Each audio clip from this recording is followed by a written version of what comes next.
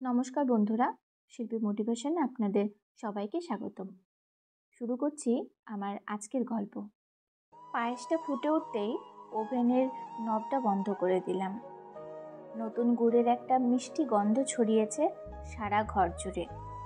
দারুণ খুশি হয়ে জোরে ডাকলাম, দোয়েল মা, এসো তাড়াতাড়ি, হ্যাপি বার্থডে। আমার কথাগুলো ডাইনিংয়ের দেওয়ালে ধাক্কা খেয়ে আবার ফিরে এলো। দোয়েল সাড়া দিল না। হঠাৎ মনে পড়ল, দোয়েল তো আর আমার সঙ্গে থাকে না, মায়ের সঙ্গে মামার বাড়িতে আছে। প্রায় 6 মাসের বেশি হয়ে গেল। গত বছর মেয়েটা জন্মদিনের 1 মাস আগে থেকে মাম্পি আমাকে পাগল করে দিয়েছিল। মেয়ের 5 বছরের জন্মদিন সেলিব্রেট করার আয়োজন কেমন হবে, কিভাবে হবে, কাদের নিমন্ত্রণ করা হবে, কী কী রিটার্ন গিফট কিনতে হবে, এই নিয়ে মেয়ের স্পেশাল আবদার ছিল আমার জন্মদিনে বাবাই পায়েস রান্না করে দেবে। আমি আবার চিরকাল রান্নায় গবেট। মেয়ের মুখ চেয়ে অগত্যা ইউটিউব দেখে দেখে জীবনে প্রথমবার পায়েস করেছিলাম, তাও কম দুধ বেশি চাল দিয়ে। তাই দেখে মামির কি হাসাহাসি। প্রমিস করেছিলাম পরের বছর সেরা পায়েস করে সেরা রাঁধুনের ট্রফিটা আমিই ছিনিয়ে নেব। স্মৃতিগুলো মনে পড়তে একটা দীর্ঘশ্বাস ফেললাম। মাত্র 365টা দিন, অথচ আমার জীবনে 180 ডিগ্রি ঘুরে গেছে। তবে যাই হয়ে যাক, আজ মেয়েটার সঙ্গে কথা না বলে আমি থাকতে পারবো না। মাম্পি আমাকে যতই অপমান করুক, সব সহ্য করে নেব। তবু বছরকার দিনে মেয়েটাকে একবার ফোন করবই। টেবিল থেকে ফোনটা নিয়ে পায়েসের বাটিটা সামনে রেখে একটা ভিডিও কল করলাম মাম্পিকে। কিছুক্ষণ রিং করার পরেই রিসিভ হলো। ক্যামেরার ওপারে দোয়েল।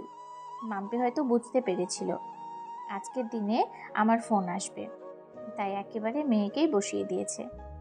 আমি পায়েসের বাটিটা দেখিয়ে দোয়েলকে বললাম, বাবার হাতে তৈরি নলেন গুড়ের পায়েস, একবার আসবি না মা? এবার কিন্তু একেবারে পারফেক্ট বানিয়েছি। দোয়েল মুখ গম্ভীর করে বলল, তোমার সঙ্গে আমার কথা বলতে ইচ্ছা করে না বাবা। তোমার আর মায়ের মধ্যে যা হয়েছিল তোমাদের মধ্যেই রাখতে পারতে। তুমি মাকে অপমান করেছো কেন? মা কত কাঁদছিল তুমি জানো? আই হেট ইউ বাবা। বলে দোয়েল কলটা ডিসকানেক্ট করে দিল। আর আমি হতভম্ব হয়ে বসে রইলাম। 6 বছরের একটা ছোট্ট মেয়ে, কাদার মতো নরম মন, তার মনে তো এই সময় এসব কথা আসা উচিত নয়। তার মানে মাম্পি এই কথাগুলো বলতে ওকে শিখিয়ে দিয়েছে, অথবা ওর সামনে এইসব প্রসঙ্গ আলোচনা হয়েছে। ছোট্ট বাচ্চা, হাজার হোক মা তো, হয়তো মায়ের চোখের জল ওর কাঁচা মনের দাগ কেটে গেছে। কিন্তু মাম্পি একজন টিচার হয়ে কি করে একটা ছোট্ট মেয়ের মনে এ ধরনের মানসিকতা তৈরি করতে পারে আমি ভেবেই পেলাম না। অন্তত মেয়ের ব্যাপারে ও ভীষণ সাবধানী, এটাই জানি। আমি রিতম, হাই স্কুলের টিচার। স্ত্রী মাম্পিও হাই স্কুলে চাকরি করে। 7 বছর চুটিয়ে প্রেম করার পর বিয়ে করেছিলাম। 2 বছর পর আমাদের সুখের সংসারে আরও খানিকটা খুশি উপচে দিয়ে এলো দোয়েল। একটা সুখী পরিবার চেয়েছিলাম, পেয়েও ছিলাম।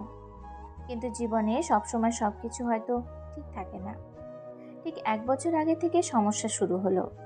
ফিল করেছিলাম কোথাও যেন মাম্পি সুরে সুর মেলাতে পারছিলাম না। সংসারে কাজকর্ম, মেয়ের দেখাশোনা, দাম্পত্য সবই চলছিল আগের মতো, কিন্তু কোথাও যেন সুতোটা আলগা হয়ে এসেছিল।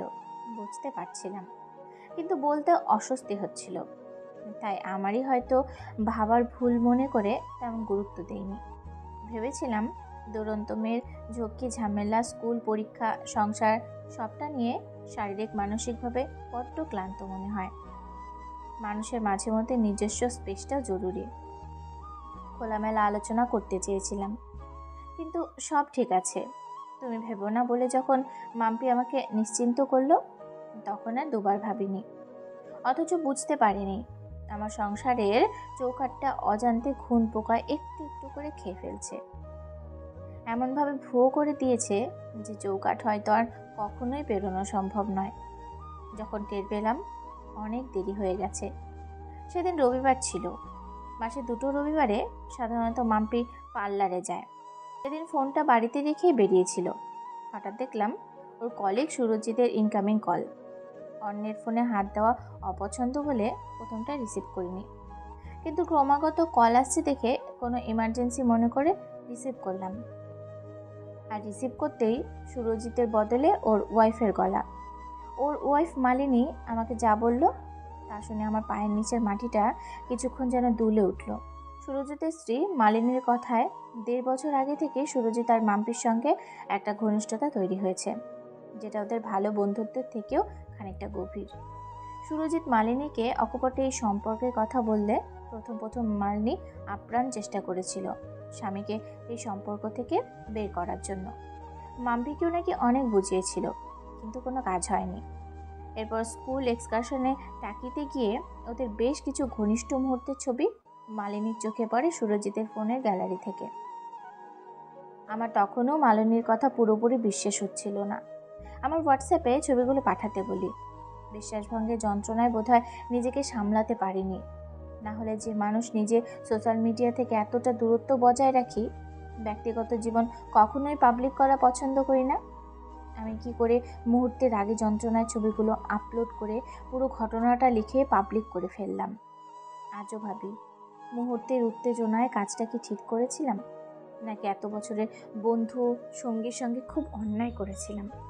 আজ দোয়েলের কথাগুলো আবারও নতুন করে ভাবতে শুরু করলো। ওই যে সবসময় সব কিছু আমাদের হিসেব মতো চলে না। জীবনটা তো অঙ্ক নয় যে ফর্মুলায় ফেললাম আর উত্তর মিলিয়ে দিলাম। ওই ঘটনার পর অনিবার্য ফল হিসেবে চিরকালের জন্য মাম্পি মেয়েকে নিয়ে বাবার বাড়ি চলে গেল। তাও প্রায় 6 মাসের বেশি হয়ে গেল। অনেকেই হয়তো বলবেন, প্রত্যেক মানুষের নিজস্ব আত্মসম্মান আছে। আমার এভাবে হয়তো সোশ্যাল মিডিয়ায় ব্যক্তিগত ছবিগুলো আপলোড করে দেওয়াটা ঠিক হয়নি। কিন্তু আপনারা বলুন তো, আমার সঙ্গে কোন বিষয়টা ঠিক হয়েছে? জীবনটা তছনছ করে দেওয়ার অধিকার কি ওদের ছিল? আমার কাছে যা এভিডেন্স আছে, আমি খুব সহজেই ডিভোর্সটা পেয়ে যেতে পারি, কিন্তু লিগ্যাল অ্যাপিল করিনি, একমাত্র মেয়েটার কথা ভেবে। কারণ আমি যে হতভাগ্য বাবা, আমি জানি মা হিসেবে মাম্পি মেয়ের কাস্টাডিটা পাবে। ও হয়তো ভালো স্ত্রী হতে পারেনি, কিন্তু এটা আমি কখনোই অস্বীকার করতে পারবো না যে ও সত্যিই ভালো মা। এখন যদিও বা দোয়েলকে মাঝে মাঝে কাছে পাওয়ার সম্ভাবনা থাকে, একটু চোখে দেখা পসিবল থাকে, ডিভোর্স হয়ে গেলে হয়তো এটা একেবারেই বন্ধ হয়ে যাবে। কোর্ট অর্ডারে কখনো আপত্ত স্নেহ বজায় রাখা যায় না। বাড়িতে অনেক আত্মীয়রা বলেছিল সারা জীবন পড়ে আছে, কত মানুষের তো কত কিছু হয়, সবটা মিটিয়ে নিয়ে আবার আরেকবার কি ভাবা যায় না? অন্তত মেয়েটার কথা ভেবেছিলাম, মন সায় দেয়নি। ফিল করলাম মাম্পির উপর আমার রাগ ঘৃণা কিছুই আর হয় না, কোনো ফিলিংসই আসে না। জোর করে নিজেকে সরাতে হয়নি, কখন যেন অজান্তেই মনটা দূরে সরে গেছে।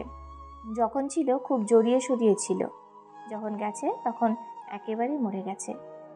12টা বছর পর যে বিশ্বাস ভেঙে যায়, সে বিশ্বাস শুধু মেয়ের মুখ চেয়ে ফেরানো মুশকিল। যে সম্পর্কে সুখ ছিল, প্রাণ ছিল, সেই সম্পর্ক মরে গিয়ে আর পুনরায় জীবন দেওয়া আমার পক্ষে সম্ভব নয়। আমি অবহেলা মেনে নিতে পারি, অপমান সয়ে যেতে পারি, কিন্তু বিশ্বাসঘাতকতা না, পারবো না। জীবনে পথ চলতে চলতে কত মানুষের সঙ্গেই তো আমাদের পরিচয় হয়।